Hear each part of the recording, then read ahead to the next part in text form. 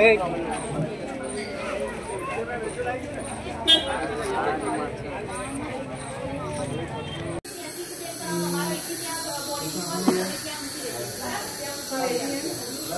ये निकल गया मैडम તમારા દીકરાની હત્યા કરી દેવામાં આવી છે, શું કહેશો આવા? મારા છોકરાને માર્યો, લઈ ગયા, ગાડી ઉપર બેસાડ્યો સાહેબ.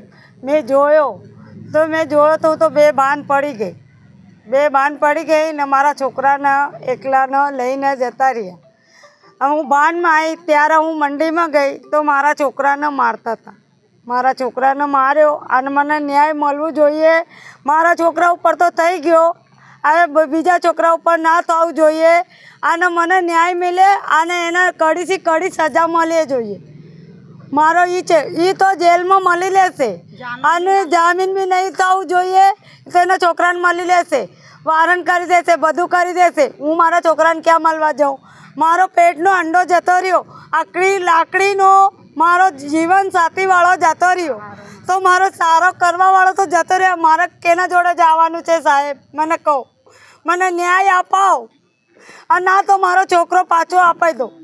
જેવો હતો 17 તારીખ બેલો હતો કે બેઠેલો હતો ગમે ત્યાં પર મારા છોકરાને અહીં બેહાડી જાઓ અને મારો છોકરો મને લઈ આપો.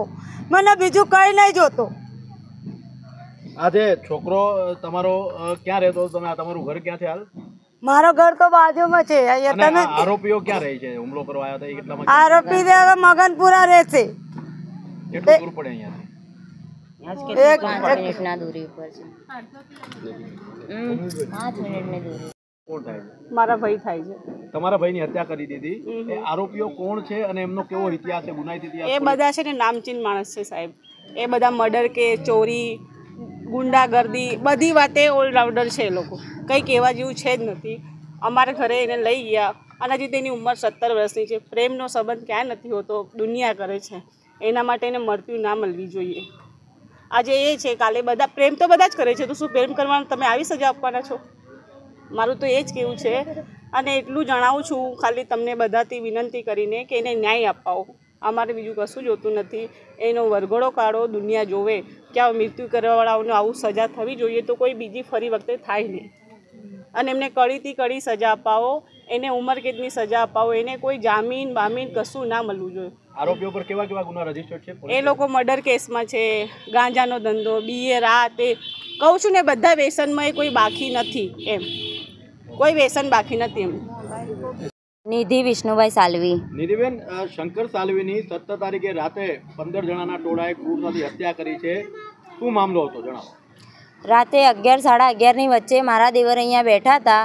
તેમને 20-25 જણાના ટોળા આવીને એમને ઘેરી લીધા અને પછી છરી ચક્કુ બતાવીને ધમકી આપીને બળ જબરજસ્તીએ ગાડી ઉપર બેસાડીને એમને અપહરણ કરીને ત્યાં બકરા મંડીએ લઈ ગયા. બકરા મંડીએ લઈ જઈને એમને પથ્થરથી મોટા મોટા પથ્થરથી લાકડીઓથી, લોખંડની પાઇપોથી અને બીજા બી બધા હથિયારોથી બહુ માર્યા છે. અને એના લીધે હેમરેજ થઈને મારા દેવરનું મૃત્યુ થઈ ગયું છે. અમારે ન્યાય જોઈએ છે સર. આ હત્યા કરવાનું કારણ શું છે અને તમારા દેવરની ઉંમર શું હતી? નામ શું હતું જણાવો? એમની ઉંમર 17-18 વર્ષના હતા. એ શંકર દિનેશભાઈ સાલવી નામ હતું એમનું. કારણ શું હત્યા કરવું? આ 4-5 વર્ષ પહેલાંની વાત છે. એ સંજય ઠાકોરની બેન જોડે એમનું પ્રેમ રિલેશન હતું, પણ 2 વર્ષથી કંઈ કશું એમની વચ્ચે કંઈ વાતચીત ના હોવા છતાં એ લોકોએ પહેલાંની અદાવત રાખીને મારા દેવરને એવી રીતે મોતની ઘાટે ઉતાર્યા છે. અને કોણ હતા આરોપીઓ? કોની ધરપકડ થઈ છે હાલ? અત્યારે તો સંજુ ઠાકોર, બિબલી ઠાકોર, કરણ ઠાકોર, પવન ઠાકોર, પૂનમ ઠાકોર અને ગોપાલ ઠાકોરની ધરપકડ કરી લીધી છે પોલીસવાળાએ. આપની શું માંગણી છે પોલીસ પ્રશાસનથી? કારણ કે ધરપકડ થઈ ચૂકી છે હાલ. અમારી માંગણી તો એ જ છે કે એ લોકોને આખા રાણીપમાં વરઘોડો નીકળવો જોઈએ સર એ લોકોનો, અને એ લોકોને કડીથી કડી સજા મળવી જોઈએ. અમારી તો એ જ માંગણી છે કે ફાંસીની સજા થવી જોઈએ, નહીં તો પછી એ લોકોને ઉંમરકેદની સજા થવી જોઈએ. અને અગાઉ સમાજના આગેવાનોએ સમાધાન કરાવ્યું હતું છતાં પણ આ હત્યાને અંજામ આપવાના આવ્યો. હા, અમારા સમાજવાળાએ પહેલાં આવું 2-3 વાર બની ચૂક્યું છે. એમને 2-3 વાર માર્યા હતા પહેલાં બી, પણ અમે અમારા સમાજના લોકોએ સમાધાન કરાવી દીધું હતું. પણ તે છતાં એ લોકોએ આવી પહેલાંની અદાવત રાખીને એમને બહુ માર્યા છે અને મૃત્યુના એમ કે એ લોકોને એમને મારી નાખ્યા છે. તમારા ભાઈની હત્યા કરી દેવામાં આવી. મારા ભાઈની હત્યા કરી છે તો અમારું કહેવાનું તો એ જ છે સાહેબ કે એને કડીથી કડી સજા મળવી જોઈએ અને મારા ભાઈના સાથે જે પણ થયું ને એ કોઈના જોડે થવું ના જોઈએ અને આખા હોલ ઇન્ડિયામાં તમે વરઘોડો કાઢો અને મારા ભાઈને ન્યાય મળવું જોઈએ. અને અત્યાર સુધી અમારા મનમાં ડર ને ખોફ છે કે અત્યાર સુધી કોઈ ફરે છે એવું કે અમને કોઈ સેફટી નથી.